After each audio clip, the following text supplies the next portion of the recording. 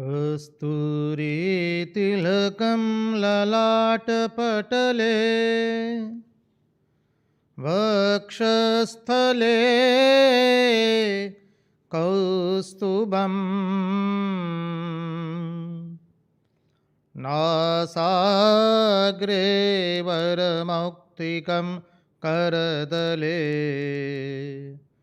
वेणुकरे कङ्कणम् सर्वाङ्गे हरिचन्दनं सुललितं कण्ठे च मुक्तावली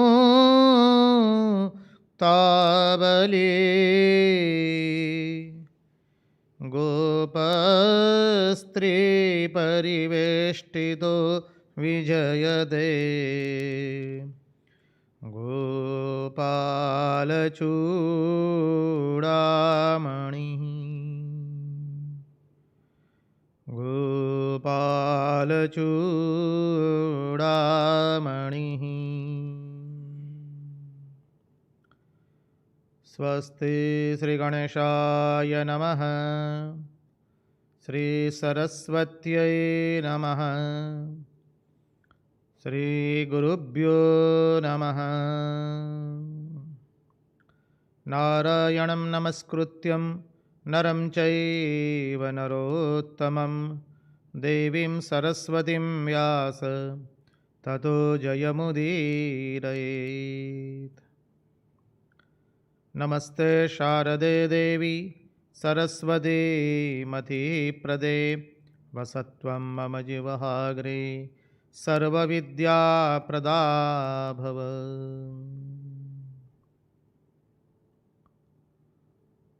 सच्चिदानन्दरूपाय विश्वोत्पत्त्यादिहेतवे तापत्रयविनाशाय श्रीकृष्णाय वयं नुमः।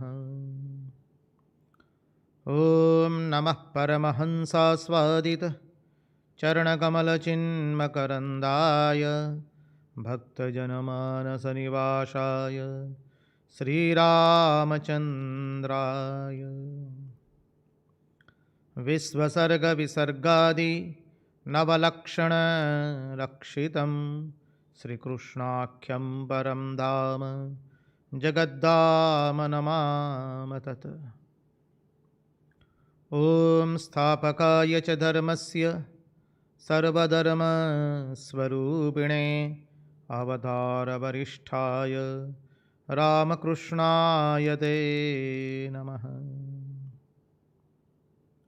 मुखं करोति वाचालं पङ्गुं लङ्घयते गिरिं यत्कृपातमहं वन्दे परमानन्दमाधवम्।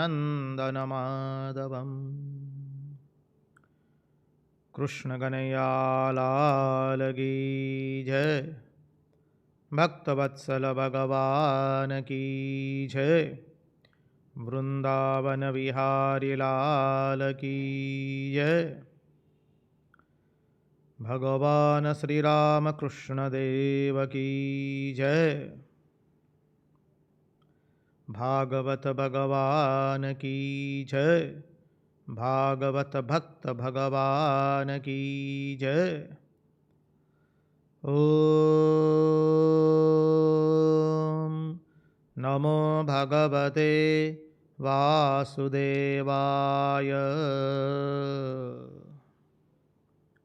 नारायण नारायण नारायण नारायण।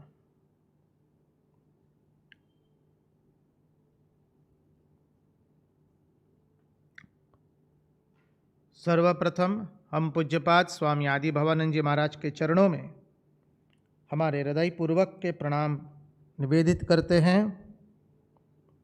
तत्पश्चात रामकृष्ण आश्रम राजकोट के अध्यक्ष पूज्यपाद स्वामी निखिलेश्वरानंद जी महाराज के चरणों में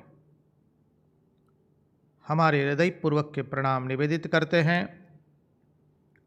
उपस्थित पूज्यपाद स्वामी तितिक्षानंद जी महाराज, पूज्यपाद स्वामी प्रभु शिवानंद जी महाराज, पूज्यपाद स्वामी शंकरेशानंद जी महाराज एवं अन्यान्य सभी सन्यासी महात्माओं एवं विरक्तों के चरणों में हमारे श्रद्धापूर्वक के प्रणाम हम निवेदित करते हैं।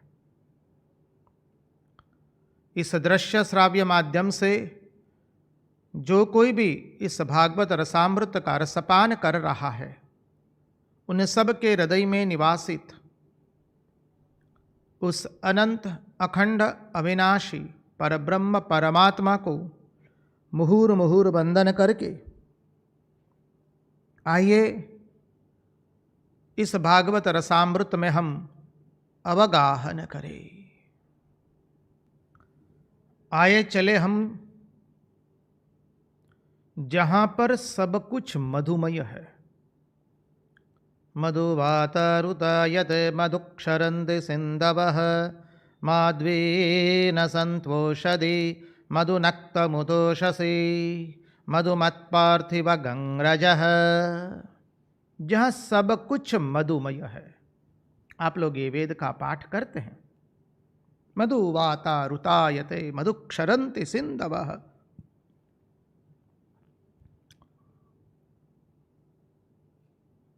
जहाँ सब कुछ मधुमय है, जहाँ सब कुछ चिन्मय है, जहाँ आनंद का प्रेम का अनंत अफाट समुद्र है,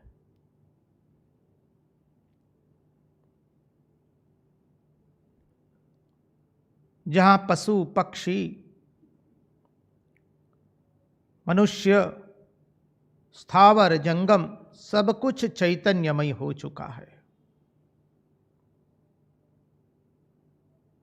आए चले उस व्रज भूमि में जहां पर कालिंदी कल कल करके किल्लोल कर रही है, अपना नाद कर रही है। जहां पर शरद पूर्णिमा की उस धवल रात्रि पर एक गोपी ने भगवान के हाथ पकड़ के रख लिया है, दूसरी गोपी ने भगवान के बाहु को अपने कंधे पर ले लिया है,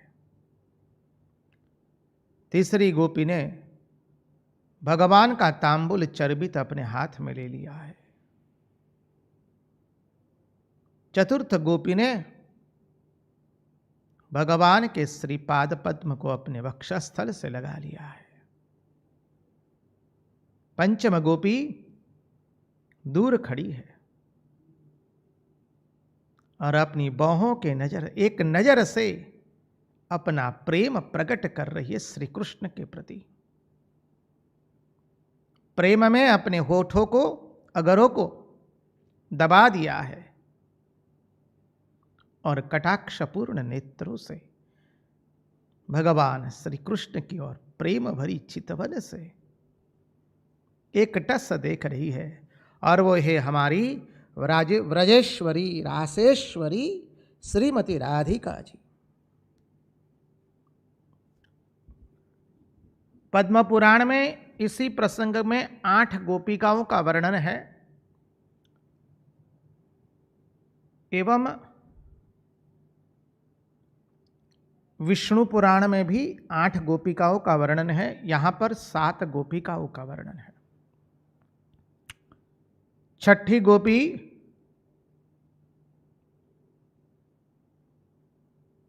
श्री कृष्ण के अनुपम सौंदर्य को, और सौंदर्य भी कैसा, अरे जादू भी कैसा, जो सिर पर चढ़ करके बोले उसे जादू कहा जाता है। देखिए, यदि आप सौंदर्य के भी पुजारी हैं ना, तो ऐसा अनुपम सौंदर्य है हमारे प्राण प्रिय श्री कृष्ण का, उसका जैसा अनुपम सौंदर्य कहीं मिलेगा नहीं आपको। इसलिए सौंदर्य के भी पुजारी है, तो आइए हम आपको ऐसे अनुपम सौंदर्य का वर्णन सुनाएंगे और आप अपने मन में उसकी छवि अंकित कर दीजिए। और जब मन में छवि अंकित हो जाएगी, वह अवश्य स्थूल रूप प्रकट करती है। शास्त्र गुरु एवं महापुरुष लोग, सब लोग एक स्वर से यह पुकारते हैं।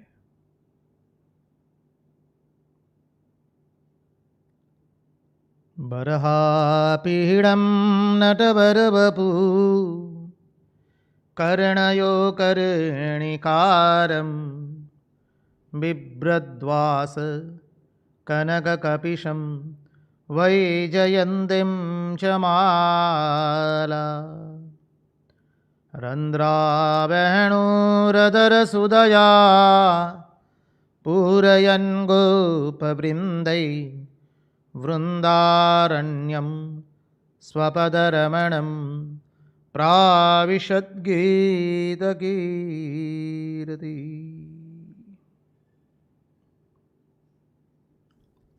ऐसा अनुपम सौंदर्य को वो अपने नेत्रों के द्वारा पी रही है।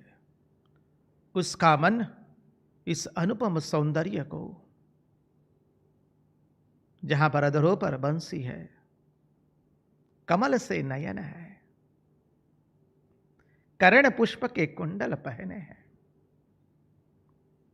वैजंती माला है, हमारे प्राण प्रिय का रंग तो श्याम रंग है। अरे वो नीलमणि है, बादलों का रंग ले लिया है। पीला पीतांबर पहना है, हाथों में बाजू है, कंगन है।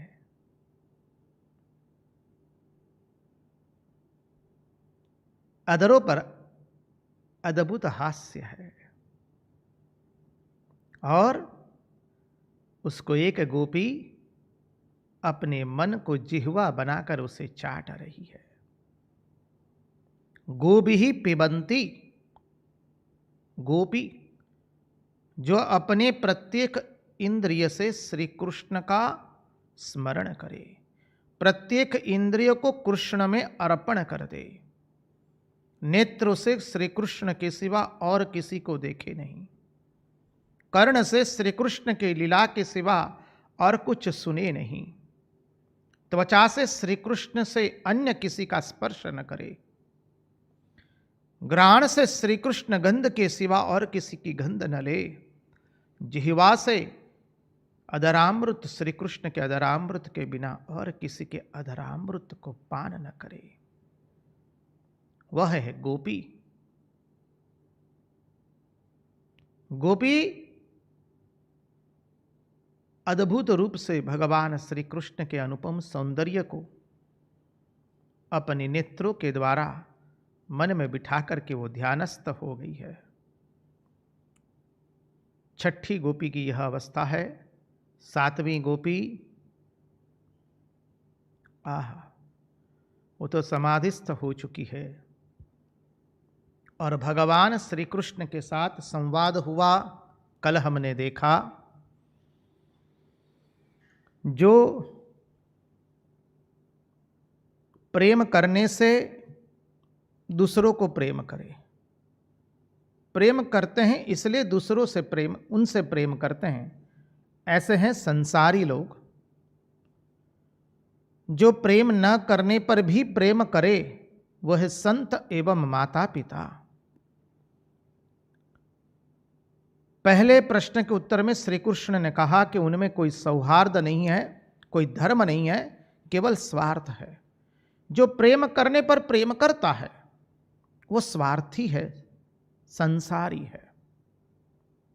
जो प्रेम न करने पर भी प्रेम करता है वह माता पिता एवं संत, उसमें सौहार्द है। एक है आत्माराम, दूसरे है आत्मकामी, तीसरे है अकृतज्ञ और चतुर्थ है गुरुद्रोह।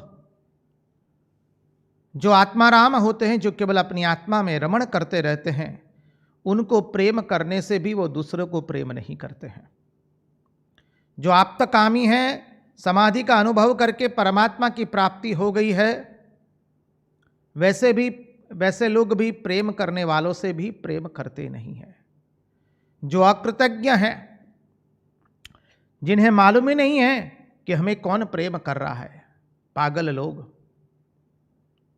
वो पागल होते हैं, अकृतज्ञ होते हैं, और गुरुद्रोह चतुर्थ लोग होते हैं जो भयंकर अपराधी होते हैं, भयंकर पापी होते हैं। वो भी प्रेम करने वालों से भी प्रेम नहीं करते हैं। अब गोपियों ने कह दिया, कन्हैया तुम तो आत्माराम नहीं हो, तुम तो व्रजाराम हो, राधाराम हो, अरे कुब्जाराम हो। कन्हैया तुम आत्मकामी भी नहीं हो, तुम तो गोपीकामी हो। और कन्हैया तुम अकृतज्ञ भी नहीं हो, क्योंकि इतने सारे लोग तुमसे प्रेम करते हैं और तुम जानते भी हो कि कौन तुमसे प्रेम कर रहा है। तो क्या हमारा लल्ला क्या गुरुद्रोह है? हाय रे, हम किससे प्रेम कर बैठे। तब देखिए भगवान अपना दृष्टिकोण बताते हुए कहते हैं, देखो गोपियां, ऐसा नहीं है कि मैं अकृतज्ञ हूं।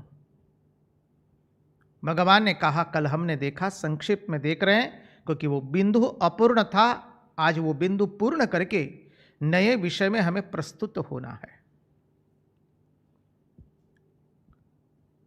भगवान कहते हैं कि मैं एक बार दर्शन देकर के अपने आप को छुपा लेता हूं, ओझल हो जाता हूं। क्यों? ताकि आपका प्रेम मेरी ओर और अधिक मात्रा में बढ़े। इसलिए मैं एक बार दर्शन देकर के अप्रगट रहता हूं।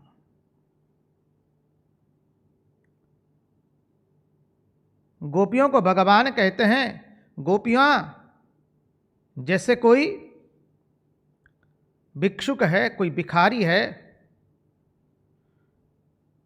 उसको अचानक धन मिल जाए और फिर वो धन चोर लोग लूट करके, चोरी करके चले जाए, तो वो वापस निर्धन हो जाता है। तब उसे बहुत दुख होता है, क्योंकि उसका मन धन में लग गया है। वैसे ही ये जो जीव है, उसको मेरा दर्शन प्राप्त नहीं होता था। जो जीव मेरे लिए तड़पता नहीं है, जिस जीव के हृदय में मेरे बिना उसके जीवन में खालीपन नहीं आया, जो जीव मेरे विरह में तड़पता नहीं है, वो जीव दरिद्र है। उसका तत्वार्थ कल हमने देखा। सकल भुवन मध्य निर्धनास्ते पिधन्या निवसति हृदयेषां श्रीहरिर भक्तिरेका।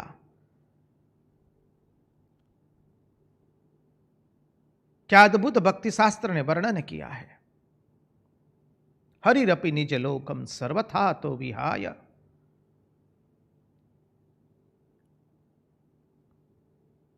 प्रविशति हृदितेषां श्रीहरिर भक्तिरेका। बहुत सुंदर सिद्धांत है, कल उसकी हमने चर्चा की।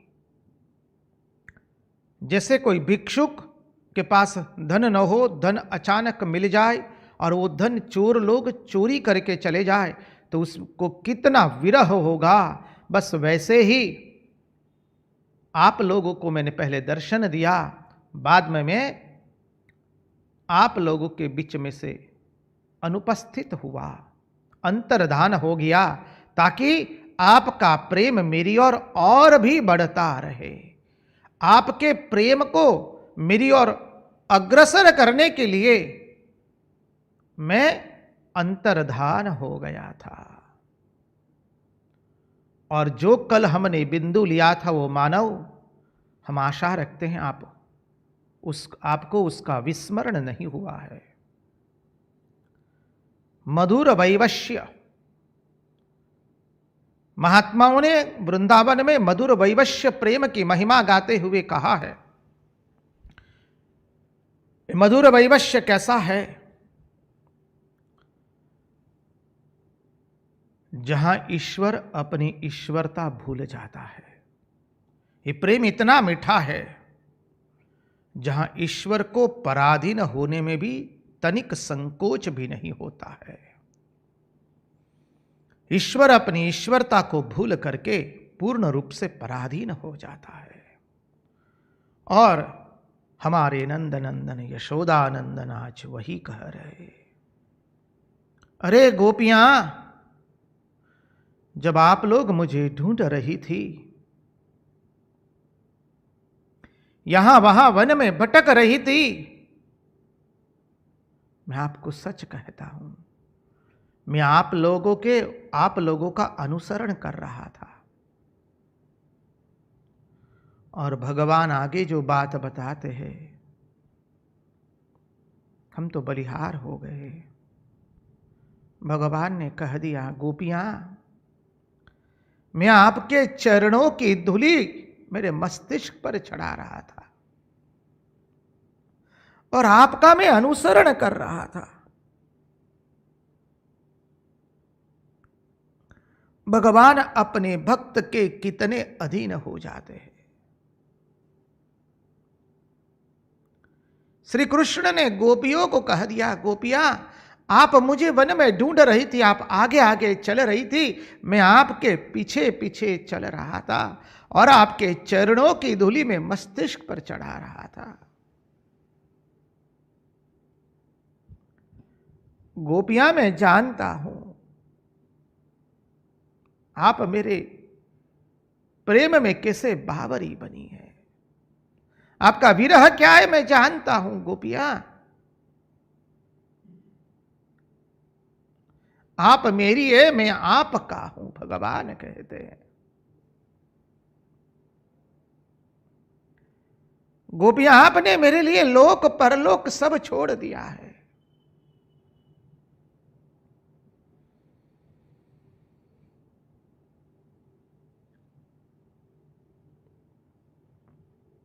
भगवान कहते हैं, गोपियां, आप मुझे ढूंढ रही थी, मैं आप ही के बीच में आप ही की ओढ़नी ओढ़ करके आप ही के दर्शन कर रहा था। मैं आप ही के विरह के दर्शन कर रहा था। क्या अद्भुत बता दिया। कृष्ण कन्हैया लाल की जय। एते चांस कलाह पुंस कृष्णस्तु भगवान स्वयं। इंद्रारी व्याकुलमलोकम मृडयन्ति युगे युगे।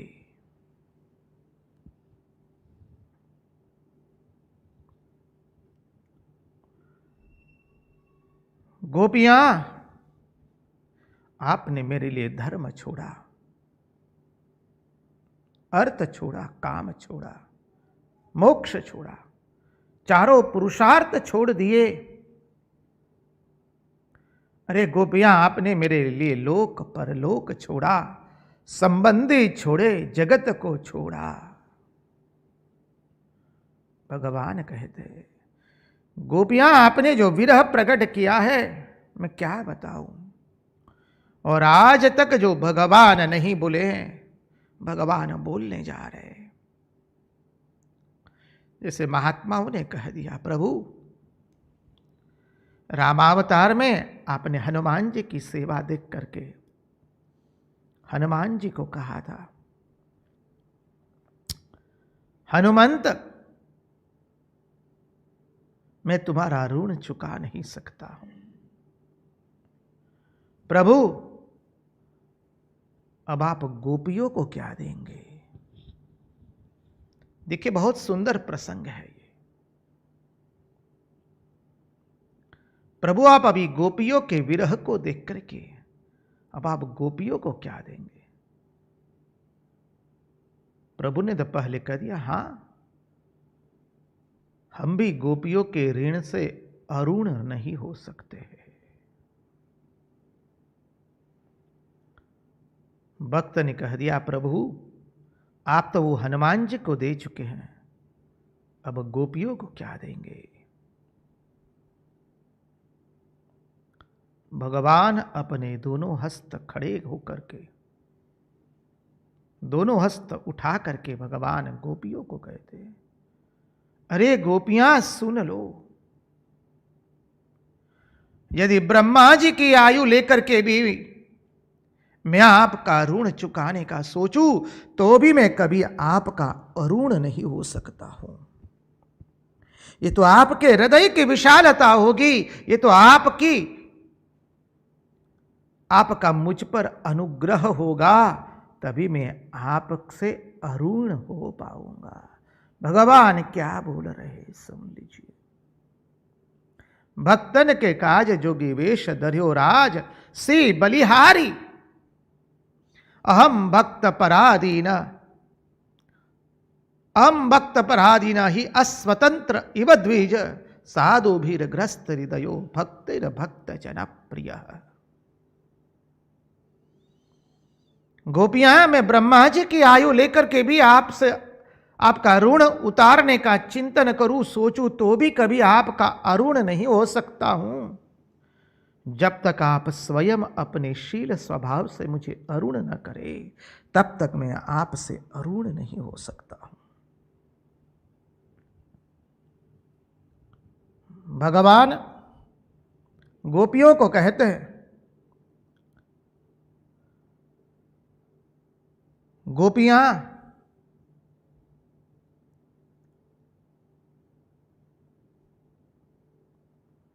आपने मेरे लिए लोक परलोक का त्याग किया, लेकिन गोपी, मैं लोक परलोक का त्याग नहीं कर सकता हूं। मैं लोक का त्याग करूंगा तो क्या हो जाएगा, और परलोक का त्याग करूंगा तो, अरे मुझे तो लोगों के धर्म को परलोक में पहुंचाना है। जैसे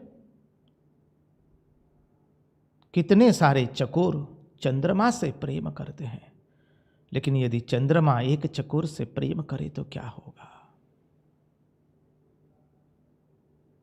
भगवान ने अद्भुत महिमा समझाई है। भगवान आगे आगे कह रहे हैं, गोपियां सुन लो, मैं कभी आपके ऋण से अऋण नहीं हो सकता हूं। और भगवान अभय वचन देते हुए गोपियों को कहते हैं, गोपियां, हम कभी वृंदावन से बाहर नहीं जाएंगे, हम कभी वृंदावन का त्याग नहीं करेंगे। बोलो कृष्ण कन्हैया लाल की जय, श्री राम वृंदावन की जय। भगवान ने कह दिया, गोपियां सुन लो, हम कभी वृंदावन का त्याग करके नहीं जाएंगे। भगवान ने अद्भुत वचन दिया। गोपियों के आनंद की कोई सीमा नहीं रही। बहुत सुंदर प्रसंग आता है। अब भगवान का महारास शुरू होने वाला है। भगवान का महारास शुरू होने जा रहा है।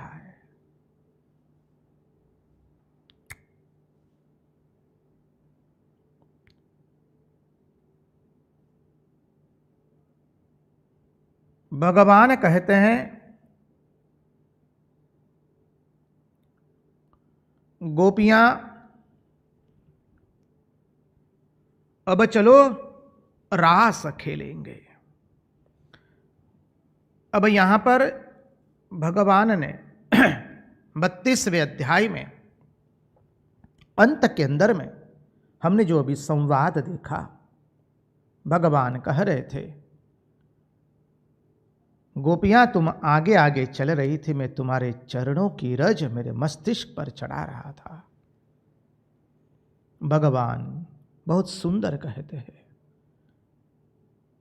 आइए थोड़ा उसका स्तवन करे। नाहं तु सख्यो भजतोऽपि जन्तून्, भजाम्यमीशामनुवृत्तिवृत्तये, यथा धनो लब्धधने विनष्टे, तच्चिन्तयान्यन्निभृतो न वेद। एवं मदर्थोञ्जितलोकवेदस्वानां हि वो मय्यनुवृतये न बलाः, मया परोक्षं भजतातिरोहितं, मासूयितुम् आर्हथ तत्प्रियं प्रियाः न पारयेऽहं निरवध्य संयुजाम् स्वसाधु कृत्यं विबुधायुषापि वह।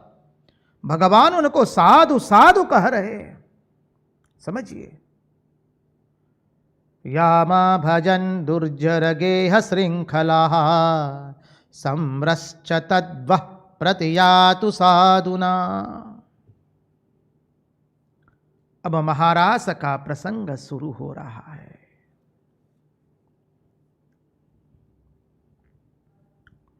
भगवान सब गोपियों को लेकर के अब महारास करेंगे।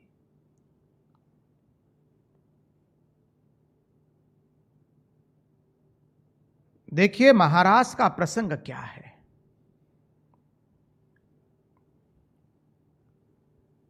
अब गोपियों के साथ भगवान विहार कर रहे हैं।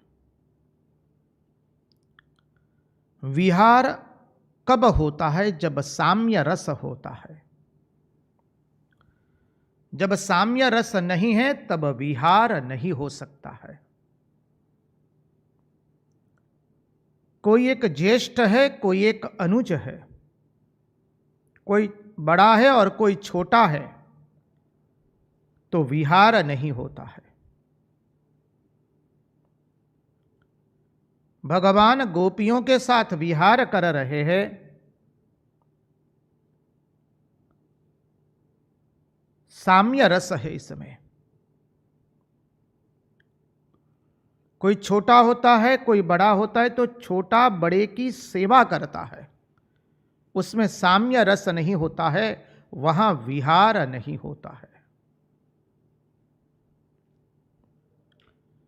देखिए सारस का जो प्रेम है, सारस पक्षी, उस प्रेम में परिपूर्णता नहीं है। सारस का प्रेम सच्चा प्रेम नहीं है, क्योंकि सारस ने कभी वियोग का दुख ही नहीं देखा है।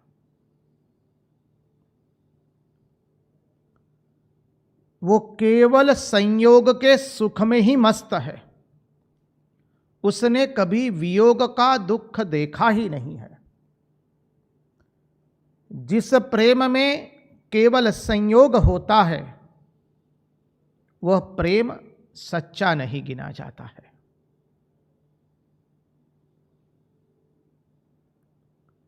ध्यान से श्रवण करें, महात्मा लोग बहुत सुंदर बताते हैं।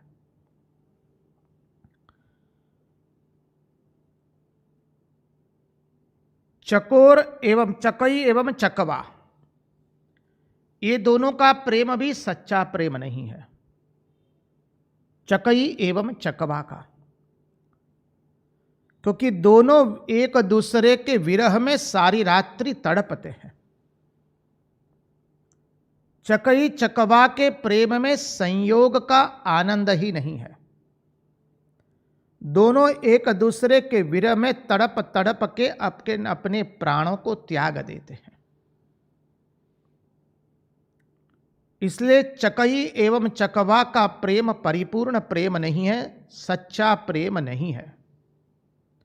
सारस का प्रेम भी सच्चा नहीं है, क्योंकि वहां केवल संयोग का सुख है।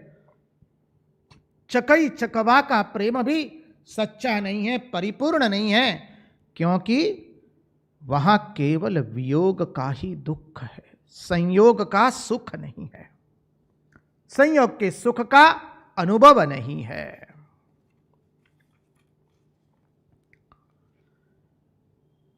प्रेम क्या है महात्मा लोग समझाते हैं।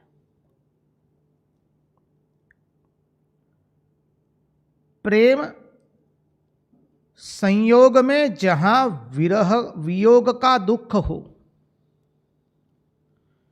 जहां संयोग में भी वियोग का दुख हो और जहां वियोग में भी संयोग का सुख हो। प्रेम किसे कहते हैं? लक्षण बताते हुए आचार्य कहते हैं। पहला लक्षण, प्रेम जहां संयोग के सुख में भी वियोग का दुख हो, प्रथम। द्वितीय, जहां वियोग के दुख में भी संयोग का सुख हो। तृतीय, जहां शरीर का संग नहीं होता है, वहां मन का संग होता है, आत्मा का संग होता है।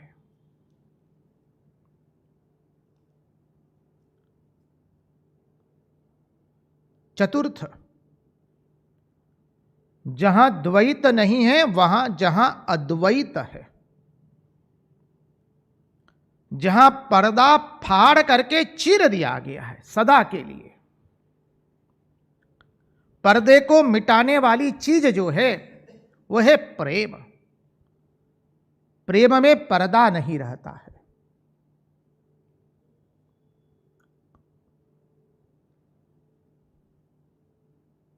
वियोग के भय से, प्रेमी कहता है, वियोग के भय से मुझे माला का आलंबन भी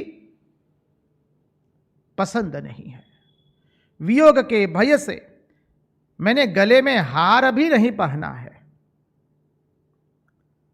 मुझे शरीर का रोमांच जो होता है वह अंतर भी सहन नहीं होता है प्रेम में। प्रेम में मनोवृत्ति एवं अहंकार का भी अंतर सहन नहीं होता है। ध्यान से श्रवण कीजिए, प्रेम की विशेषता है। प्रेम में गले का हार भी अवरुद्ध हो जाता है, अवरोध बनता है, इसलिए वह मान्य नहीं है। प्रेम में शरीर का रोमांच भी अवरोध बनता है।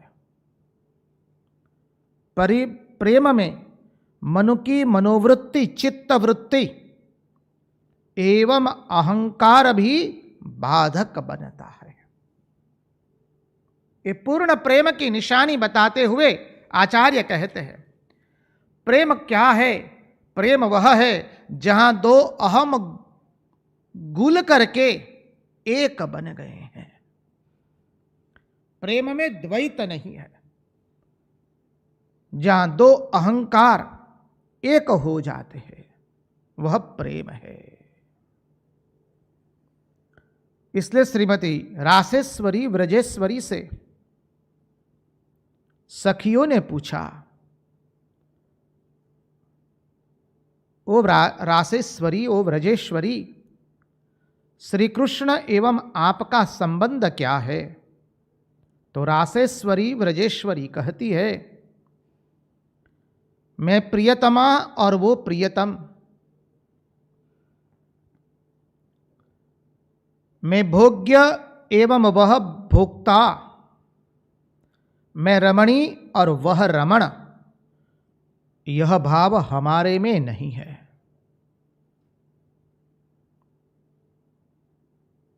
हमारे दोनों के हृदय एक हो चुके हैं।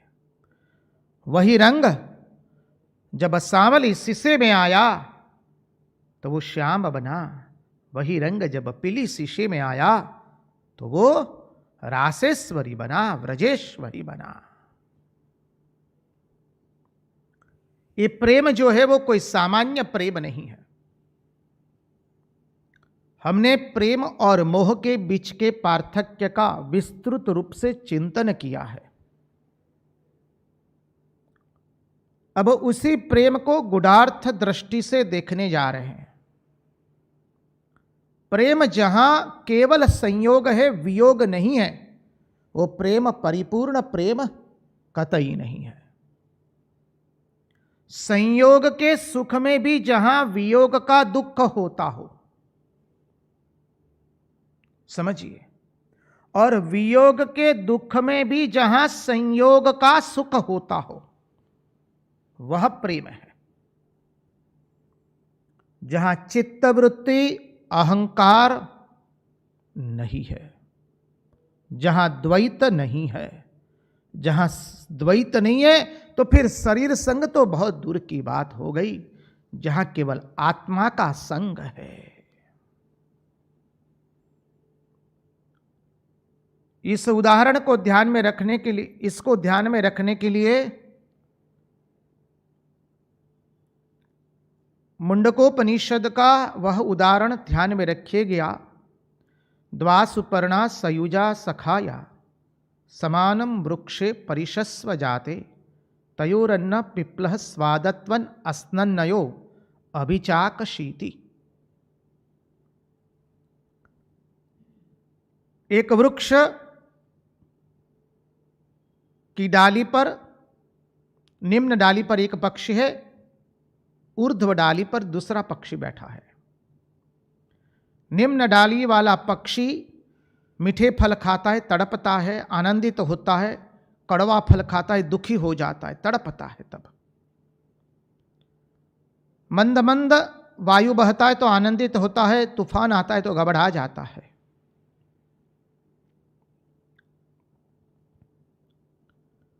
वर्षा होती है मंद मंद तो आनंदित होता है, नाचने लगता है, नृत्य करता है। जब अतिवृष्टि होती है तो डर से, भय से कांपता है और वो पुनः पुनः ऊर्ध्व डाली पर बैठे हुए पक्षी की ओर दृष्टिपात करता है।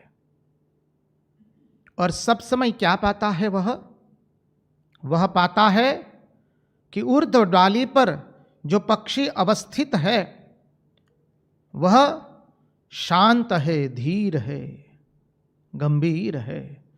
वह न हर्षित होता है न दुखी होता है, न सुख में है न दुख में है, न नृत्य में है न चांचल्य में है, न स्थिर में है। सब समय वो एक जैसा स्थिर बैठा है। निम्न डाली वाले पक्षी ने सोचा, लाओ उसके पास जाया जाए। वो धीरे धीरे अपनी यात्रा शुरू करता है और ऊर्ध्व डाली पर स्थित उस पक्षी के पास जहां पहुंचता है वहां उसे पता चलता है, अरे वो तो वही था और कोई था ही नहीं। अब यहां से इस प्रेम की अवस्था शुरू होती है। समझिए, आज आएगा, हम देखेंगे ज्ञान एवं परम प्रेम में पार्थक्य कहीं नहीं है। गोपियों ने इसलिए पहले ही अपने धर्म, अर्थ, काम, मोक्ष चारों पुरुषार्थों का त्याग कर दिया है। वो आत्मा राम के साथ आत्मा का रमण हो रहा है।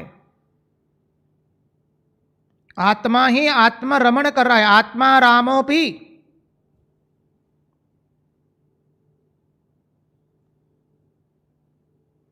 बहुत सुंदर प्रसंग आता है महारास के प्रसंग में। एक श्लोक की आवृत्ति करेंगे, बहुत सुंदर श्लोक है।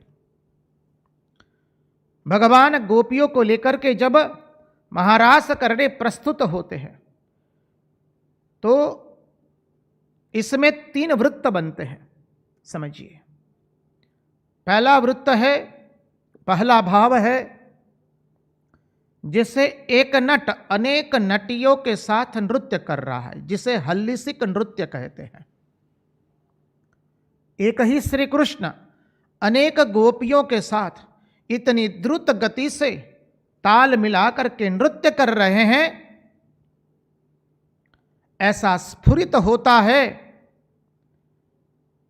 प्रत्येक गोपी को यह अनुभव होता है कि श्री कृष्ण हमारे साथ ही नृत्य कर रहे हैं। इतनी स्फुरता से, इतनी द्रुत गति से एक ही नट अनेक नटियों के साथ नृत्य कर रहा है। इसके थोड़े गुडार्थ में जाकर के तत्वार्थ समझेंगे। मानव क्या सुंदर तत्वार्थ बताते हैं आचार्य। पुरुष एक ही है, बाकी तो सब ये प्रकृति के साथ पुरुष सतत नृत्य कर रहा है।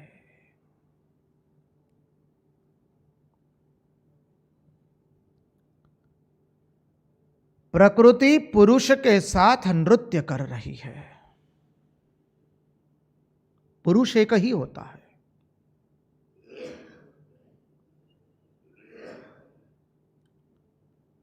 पुरुष दो नहीं होते हैं, परम पुरुष एक ही है। आत्मा एक ही होता है। दर्शन शास्त्र के सिद्धांत से समझाने जाएंगे तो बहुत समय व्यतीत होगा। आप लोग बाल्यावस्था से इस सिद्धांत को सुन करके आए हैं, पुरुष एवं प्रकृति। वही पुरुष जब अकेला है तब वह पुरुष ने सोचा मैं एक हूं, उसका बहु बनूं। इसलिए उसने कहा एकोहम बहुश्याम प्रजायेयम, मैं एक हूं, उसका अनेक बनूं। अनेक कैसे बना? जहां संकल्प हुआ। सांख्य दर्शन के सिद्धांत से चर्चा कर रहे हैं, मैं एक हूं, उसका बहु बनूं। तो जहां यह संकल्प हुआ, क्या हुआ? त्रिगुणात्मिका माया प्रकट हो गई। संकल्प हुआ, बस तुरंत त्रिगुणात्मिका माया, सत्व रजस तमस वाली त्रिगुणात्मिका, ये माया के 3 गुण हैं, इसलिए कहते हैं त्रिगुणात्मिका माया। जब ये तीनों गुणों में समतोल होता है तब सृष्टि नहीं होती है। ये तीनों गुणों में समतोलता में पार्थक्य आ जाता है, समतोलता खो बैठते हैं, तब सृष्टि तत्व आरंभ होता है। त्रिगुणात्मिका माया का आवरण करके परमात्मा सृष्टि का निर्माण करते हैं। महत हुआ, जिसे अद्वैत वेदांत आप लोग कहते हैं हिरण्यगर्भ। महत से अहंकार, और अहंकार के सत्व रज तमो तीनों भाग से भिन्न भिन्न सृष्टि तत्व प्रकट हुआ।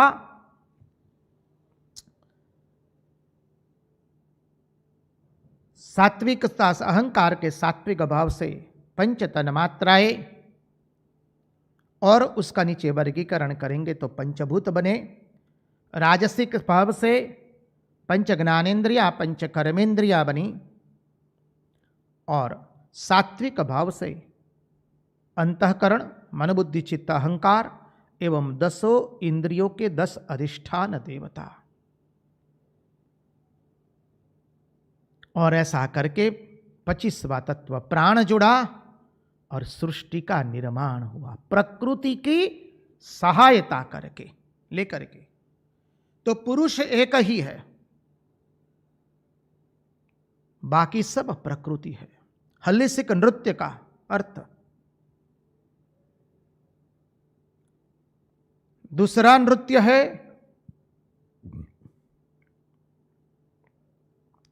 दो गोपिकाओं के बीच में एक एक श्री कृष्ण है।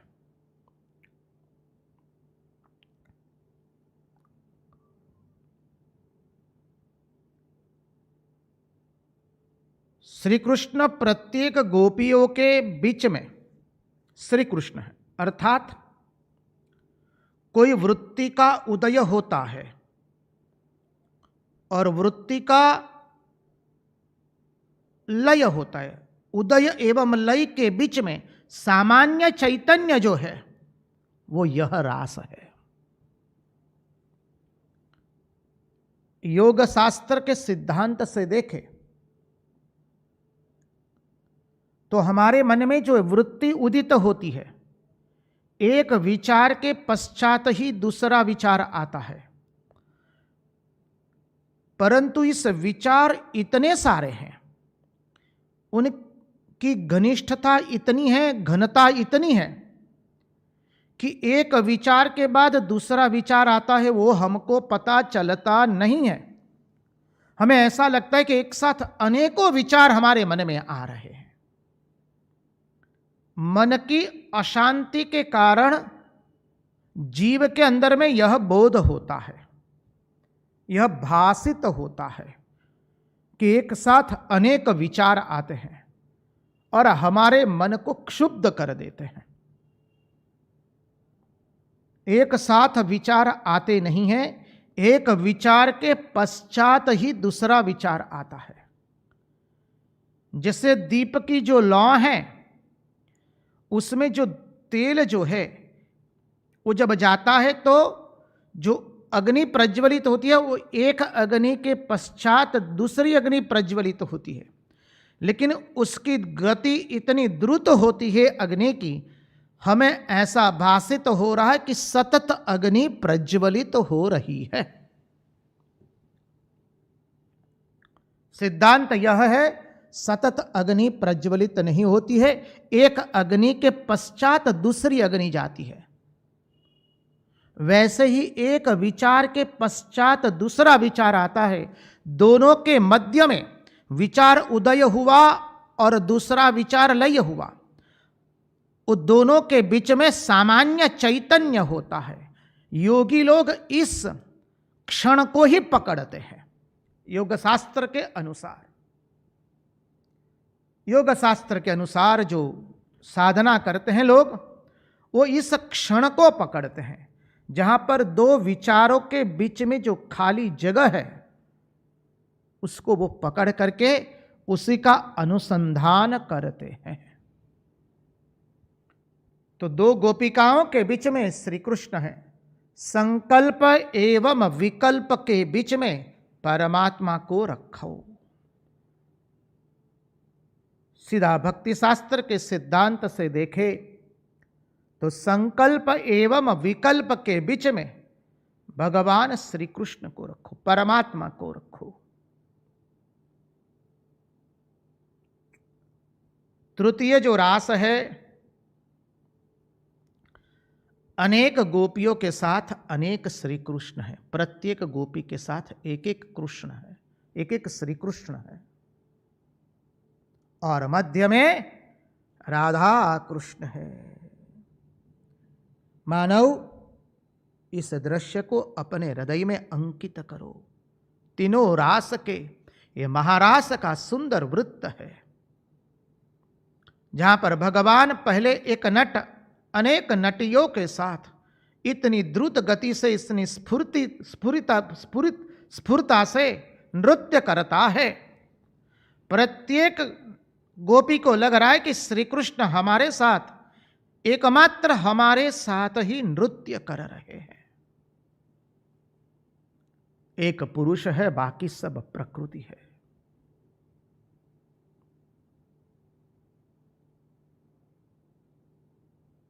दूसरा वृत्त है, दो गोपियों के बीच में मध्य में श्री कृष्ण है। हमारे वल्लभाधीश महाराज ने इस रास के वृत्त को, इस रास की पद्धति को मुख्य माना है।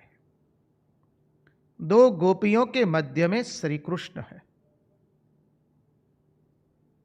और हमारे विश्वनाथ चक्रवर्ती जी ने और अन्य आचार्यों ने एक एक गोपी के साथ एक एक श्री कृष्ण है, और मध्य में अद्भुत राधा कृष्ण का रास चल रहा है। एक एक गोपी के साथ एक एक श्री कृष्ण है। और भगवान जब ये रास करते हैं, देवताएं आकाश में से पुष्प वृष्टि करते हैं। पूरा आकाश मंडल देवताओं से आच्छादित हो गया। सब देवताएं पुष्प वृष्टि करते हैं, सब लोग संकीर्तन करते हैं, हरे कृष्ण कृष्ण कृष्ण हरे हरे, हरे राम राम राम हरे हरे, हरे कृष्ण कृष्ण कृष्ण हरे हरे, हरे राम राम राम हरे हरे। अद्भुत महारास हो रहा है, देवताएं पुष्पवृष्टि कर रहे हैं।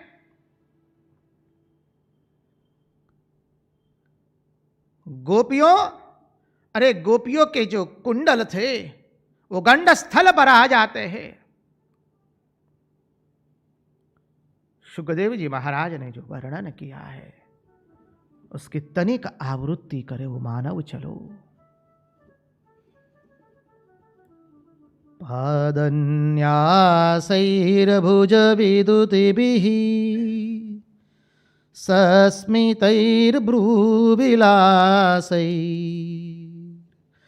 भज्यन्मध्यैश्चलकुचपटैः कुण्डलैर्गण्डलोलैः उच्चैः स्विद्यन्मुख्यः कबररशनाग्रन्थयः कृष्णवद्वो गायन्त्यस्तं तडित इव ता मेधचक्रे विरेजुः।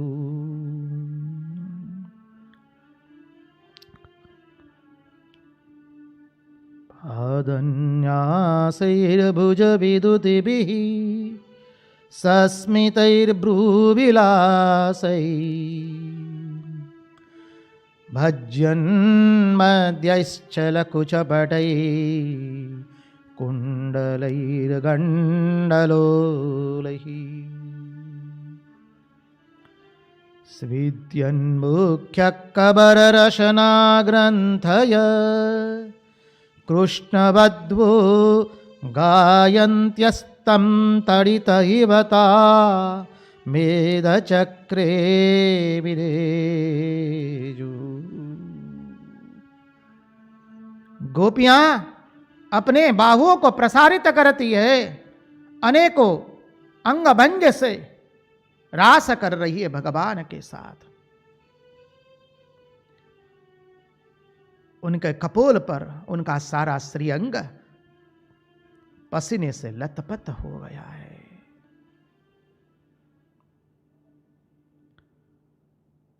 ऐसा आनंद आ रहा है जब परमानंद प्रकट होता है, जब परम प्रेम प्रकट होता है तो शब्द बंद हो जाते हैं। गोपियों के मुंह से भी शब्द बंद हो गए। भमरों ने आकर के गोपियों के गुंजन को गुंजित रखा है।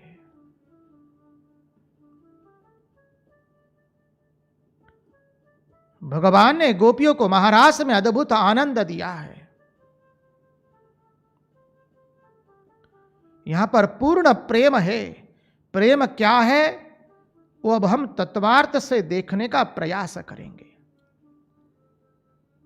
हमारे गुजरात के नरसी ने भी अद्भुत ये रास देखा। रास लीला चल रही है, हमारे नरसी मेहता वो रास देख रहे हैं और क्या हो गया, वो स्वयं उस रास में प्रस्तुत हो जाते हैं। और महारास में दर्शन करते करते नरसिंह जी को दिखाई देता है, नरसिंह को दिखाई देता है कि राधा रानी जो है राशेश्वरी व्रजेश्वरी, उसकी नाक की नथनी गिर गई है और नरसिंह के मुंह से शब्द निकल पड़े, नागर नंदा जी ना लाल, नागर नंद जी ना लाल, रासर मनता मारी नथणी खोवाणी, रासर मनता मारी नथणी खोवाणी। હું મહારાજને વિનંતી કરીશ, મહારાજ પ્રેમથી સુંદર રીતે આ નરસિંહ મહેતાનું ભજન ગાઓ.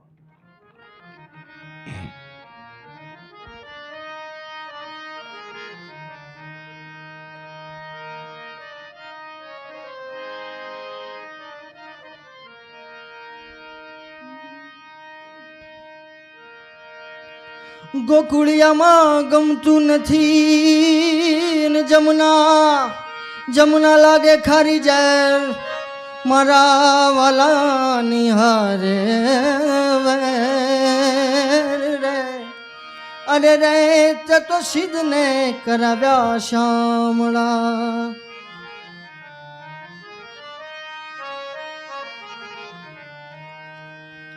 નાગર નંદજીના લાલ, નાગર નંદજીના લાલ, રાસ રમતા મારી નથણી ખોવાણી. નાગર નંદજીના લાલ, નાગર નંદજીના લાલ, રાસ રમતા મારી નથણી ખોવાણી.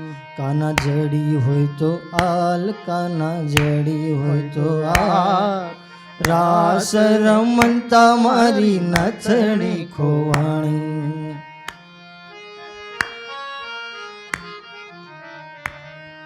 નાની નાની નથણીને માહી જડેલા હીરા, નાની નાની નથણીને માહી જડેલા હીરા. જડી હોય તો આપો કાના હો, જડી હોય તો આપો કાના સુભદ્રાના વીરા. નાગર નંદજીના લાલ, નાગર નંદજીના લાલ, રાસ રમતા મારી નથણી ખોવાણી.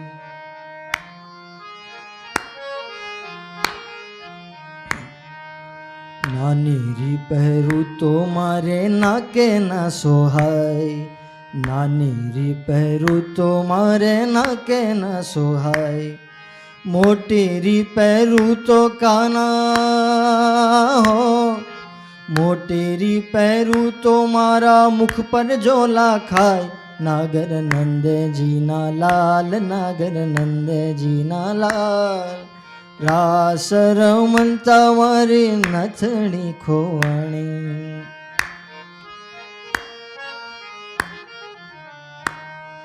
વૃંદાવનની કુંજ ગલીમાં બોલે ઝીણા મોર, વૃંદાવનની કુંજ ગલીમાં બોલે ઝીણા મોર. રાધાજીનો નથણીનો, રાધાજીની નથણીનો સાંભળ્યો છે ચોર ચોર ચોર. નાગર નંદજીના લાલ, નાગર નંદજીના લાલ, રાસ રમતા મારી નથણી ખોવાણી.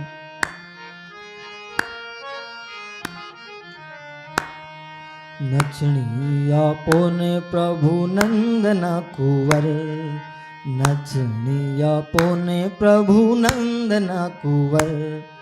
નરસૈયાના સ્વામી ઉપર હો, નરસૈયાના સ્વામી ઉપર,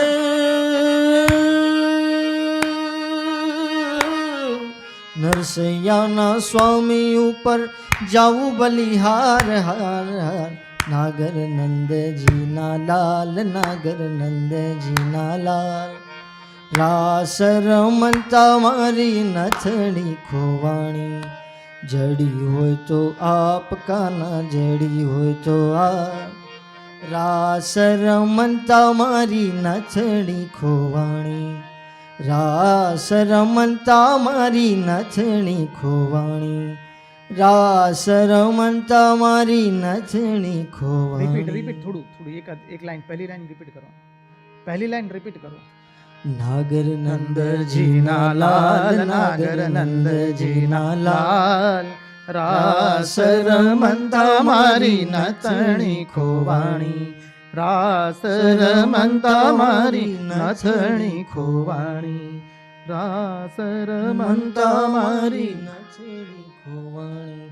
કાના જડી હોય તો આલ, કાના જડી હોય તો આલ, રાસ રમતા મારી નથણી ખોવાણી. રાસ રમતા મારી નથણી ખોવાણી.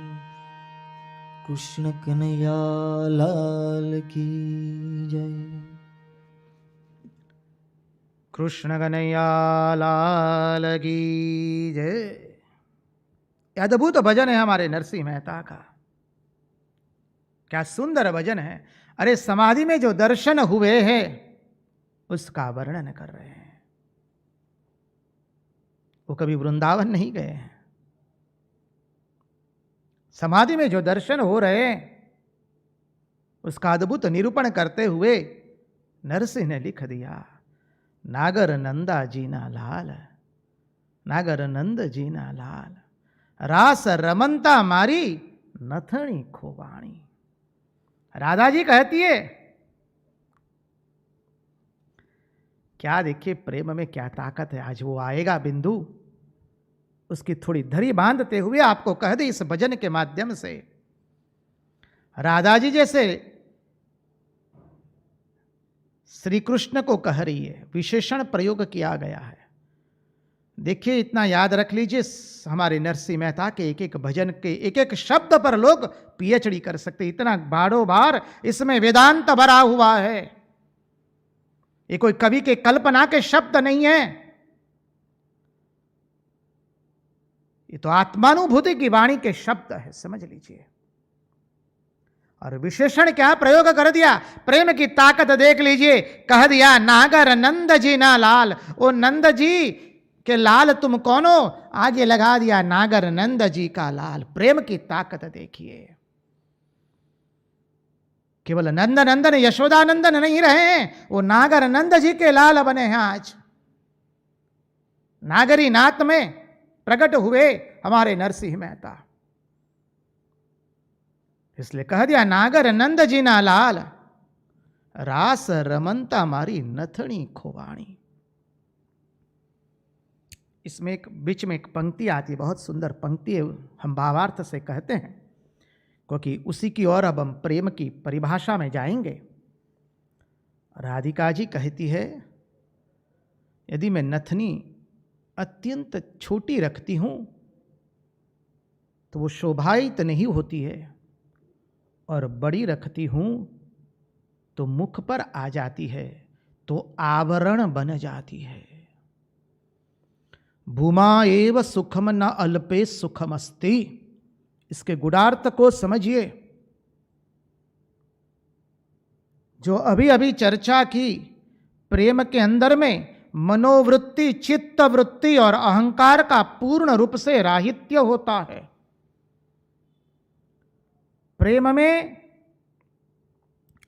शरीर का रोमांचित होना भी स्वीकार्य नहीं है, मनोवृत्ति चित्त वृत्ति का भी स्वीकार्य नहीं है। अहम पूर्ण रूप से घुल जाए, इसलिए कहा कि गले का हार भी बाधा है उसमें। प्रेम के सिद्धांतों को देखेंगे तो धीरे धीरे ये अनुपम भजन जो नरसिंह मेहता का है, उसके गुणार्थ को हम समझ पाएंगे।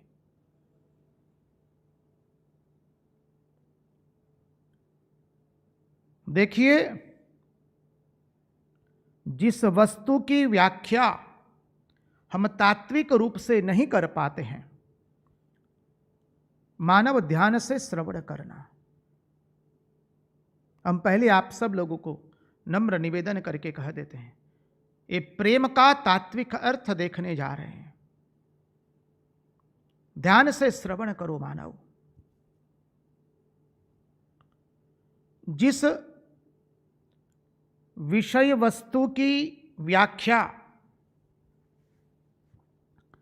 हम तात्विक रूप से नहीं कर पाते हैं, वह केवल विनोद होता है। जिस विषय वस्तु की व्याख्या हम तत्वज्ञान से नहीं कर पाते हैं, वह केवल विनोद रह जाता है, वो केवल वाणी का विषय होता है। बड़बड़ाहट कर दिया, इससे अधिक कुछ नहीं है। अब ये जो रास लीला है, भगवान की महारास लीला, गोपियां एवं श्री कृष्ण का प्रेम, रासेश्वरी व्रजेश्वरी का प्रेम, उसका यदि हम तत्वार्थ से निरूपण न कर पाए, उस प्रेम की व्याख्या हम तात्विक रूप से न देख पाए, तो वो केवल विनोद हो जाएगा। जहां दर्शन नहीं है वहां धर्म नहीं है, समझिए। सिद्धांत गुणार्थ है। जहां दर्शन नहीं है वहां धर्म नहीं है, और वहां अंतरंग अनुभूति भी नहीं है। जहां दर्शन होता है, दर्शन अर्थात हम दर्शन करते हैं उसकी बात नहीं है, यह तत्वज्ञान का दर्शन, भारतीय दर्शन पद्धति, हमारी दर्शन पद्धति में फिलोसॉफी शब्द नहीं है, वो तो आंग्ल भाषा का शब्द है। भाषा अपूर्ण है, इसलिए अपूर्ण शब्द का प्रयोग है वहां पर। हमारे यहां जो हमारे गुरु पद्धति से शास्त्र श्रवण करता है वो कभी फिलोसॉफी शब्द नहीं बोल सकता है। शिष्य जहां फिलोसॉफी शब्द बोलने जाता है, गुरु शिक्षा देते हैं। फिलोसॉफी शब्द हमारा नहीं है, हमारा तो दर्शन है, क्योंकि हमारे दर्शन शास्त्र के आचार्यों ने दर्शन किया है, अनुभूति की है, तत्पश्चात उसका निरूपण किया है। हम क्या आपको वर्णन करें। जब कोई हमारे दर्शन ऋषियों को कोई फिलोसॉफी कहता है, हृदय में जैसे आग लग जाती है। भाषा के प्रयोग में सावधान रहिए। षड दर्शन है हमारे यहां।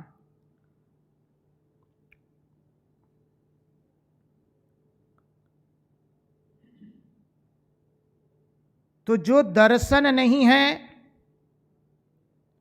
वह धर्म नहीं है, और वह अंतरंग अनुभूति नहीं है।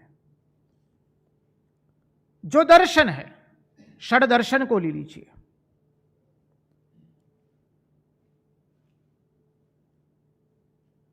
और अधिभूत अर्थ करे तो ये जो दर्शन हो रहा है हृदय के अंदर में महाराज का, उसको ले लीजिए। क्योंकि हमने बिंदु लिया है कि कोई भी विषय वस्तु की व्याख्या हम तत्व ज्ञान से तात्विक रूप से न कर सके तो वो केवल विनोद रह जाता है। तो जो दर्शन नहीं है वो धर्म नहीं है, और वह कभी अंतरंग अनुभूति नहीं है। अब गोपियों का यह अद्भुत प्रेम दर्शन है, समझिए, प्रेम दर्शन है। गोपियों का यह प्रेम दर्शन है, इसलिए वह धर्म है और वह अंतरंग अनुभूति का विषय है। वह अंतरंग अनुभूति है, विषय भी नहीं। क्षमा कीजिए, विषय शब्द प्रयुक्त हुआ है हमसे, हम क्षमा प्रार्थी है।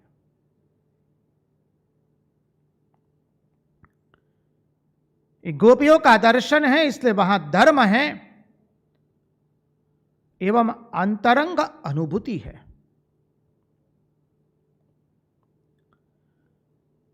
यहां प्रेम दर्शन है। बोले किस तरह से? तो जो बोले यहां जो प्रेम दर्शन है अर्थात दो के एकत्व का दर्शन है, द्वैत मिट गया है। सिद्धांत को श्रवण करने का प्रयास किया जाए। यहां दर्शन है अर्थात दो मिट गए हैं, एकत्व का दर्शन हो रहा है। अब एकत्व का दर्शन क्या है? बोले जहां पर अन्नमय, प्राणमय, मनोमय, विज्ञानमय एवं आनंदमय कोश, ये पांचों कोश जहां पर मिट चुके हैं, जहां उसका मटिया मेट हो चुका है, पांचों कोशों का पर्दा फाड़ करके चीर कर दिया है। जब ये पांचों कोश फट जाते हैं तो क्या होता है? ऐक्य की अनुभूति होती है। इसलिए हम पहले से ही आपको कहते आ रहे हैं, हम पहले से इस सिद्धांत का श्रवण करते आ रहे हैं, रास लीला वो अद्वैत की लीला है। यहां दर्शन क्या हुआ? बोले दो मिट करके ऐक्य का दर्शन हुआ है। अन्नमय, प्राणमय, मनोमय, विज्ञानमय, आनंदमय कोश, सब कोश फट गए और जीव एवं परमेश्वर दोनों का ऐक्यता हो गई।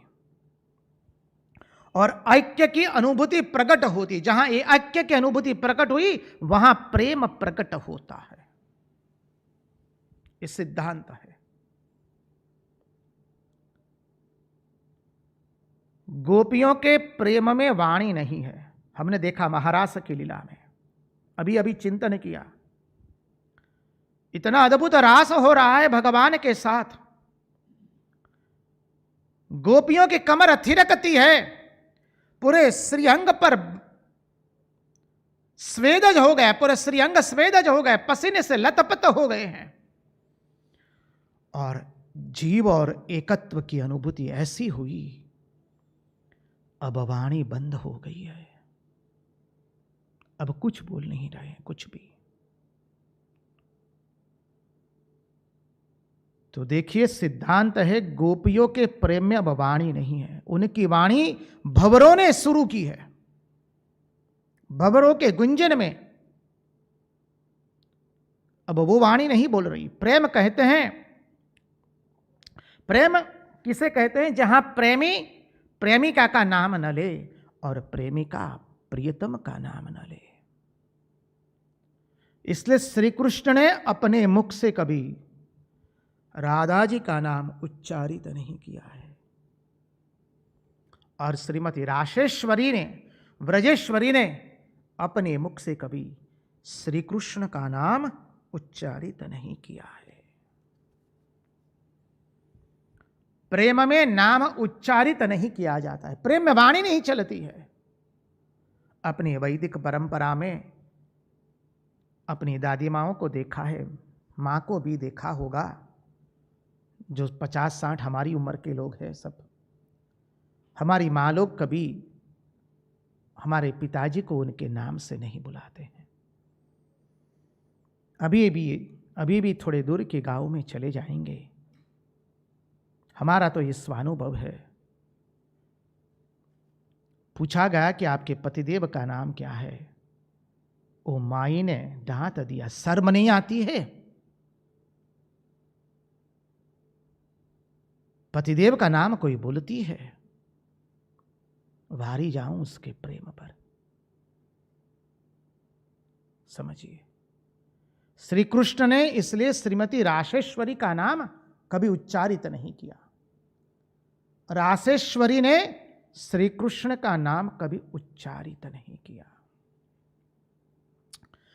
प्रेम जो है वो वाणी से प्रकट करने का विषय नहीं होता है। प्रेम क्या है? अरे हृदय के अंदर में जो प्रेम का दीप प्रज्वलित हो रहा है, उसको इतना सावधानी से संवारना पड़ता है, कहीं कोई हवा आकर के उस प्रेम को कहीं उस प्रेम के दीप को कहीं बुझा न जाए, उस प्रेम के दीपक को कोई बुझा न जाए।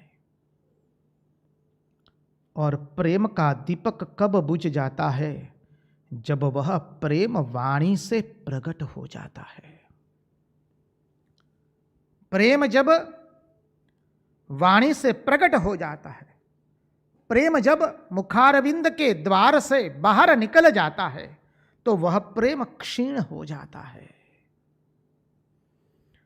इसलिए प्रेयसी जब प्रियतम को प्रेम करती है, प्रेयसी किसी को कहती नहीं है, उसके प्रियतम को वह प्रेम कर रही है।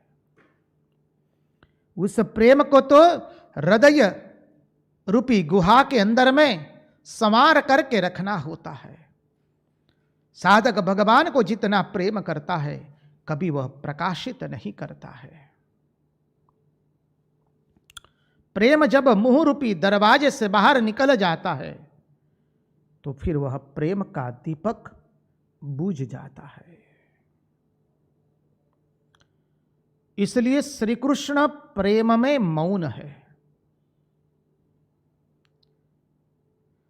जैसे ब्रह्म वाणी का विषय नहीं है। ब्रह्म क्या है? वो वाणी से कोई बोल सकता नहीं है। श्री रामकृष्ण देव के जीवन में यह प्रसंग आता है, मुहुर मुहुर। रामकृष्ण कथामृत में वर्णन है, श्री रामकृष्ण देव मुहुर मुहुर समाधि में चले जाते हैं, और जब समाधि में से नीचे आते हैं, अपने शिष्यों को कहते हैं, मैं क्या बताऊं, वहां इतनी अद्भुत बात है, मैं आपको मुंह से उसका वर्णन नहीं कर सकता हूं। नरेंद्रनाथ दत्त ने एक बार हठ ले ली, नहीं महाशय जी, प्रभु आपको बताना पड़ेगा, आप चेष्टा कीजिए, आप प्रयत्न कीजिए, आप बोल पाएंगे। अब नरेंद्रनाथ दत्त ने पुनः पुनः विनती की है, प्रार्थना की है। श्री रामकृष्ण देव प्रयत्न कर रहे हैं बोलने के लिए। समाधि में चले गए, अब समाधि में से नीचे आ रहे हैं। सब भक्त लोग उनको वृत्त बना करके बैठे हैं और भक्त लोग कह रहे हैं हाँ बोलिए बोलिए। श्री रामकृष्ण देव कुछ बोल नहीं पाते हैं। श्री रामकृष्ण देव कहते हैं अरे बोलने की तो बहुत इच्छा होती है, लेकिन मां जैसे मुंह बंद करके रख देती है, मां जैसे मुंह बंद करके रख देती है। ब्रह्म झूठा नहीं हुआ है। ब्रह्म क्या है? वो वाणी का विषय नहीं है।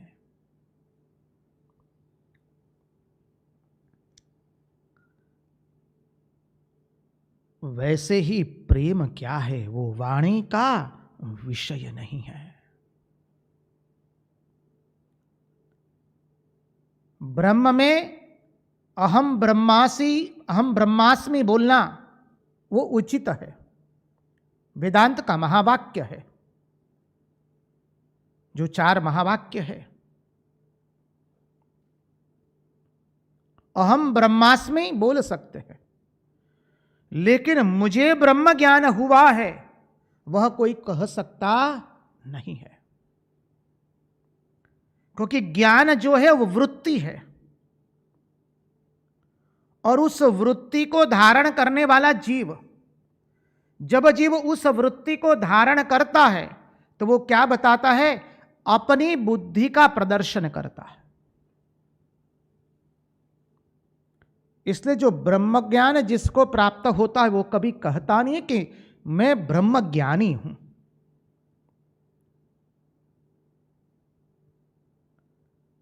ये वाणी का विषय नहीं है। रंगदूत महाराज ने लिखा है लखवू अने बकवू नकामू हा अवड़ियू बधे, लखवा अने बकवा थकी प्रभु नाम अड़े, प्रभु नाम अड़े। वाणी तनो ये विषय नहीं, वो विषय जो है वो वाणी का विषय नहीं है। ये अनुपम सिद्धांत है। यहां परम ज्ञान और परम प्रेम एक है। प्रेम को उस दृष्टि से हम देखने का प्रयास करेंगे। आज यहीं पर वाणी को विराम देते हुए उन्हीं की वाणी उन्हीं के चरणों में समर्पित करते हुए कृष्ण कन्हैया लाल की जय, भक्त वत्सल भगवान की जय, वृंदावन बिहारी लाल की जय, भगवान श्री राम कृष्ण देव की जय, सब संतन की जय, सब भक्तन की जय। ओम नमः पार्वती पतये, हर हर महादेव हर।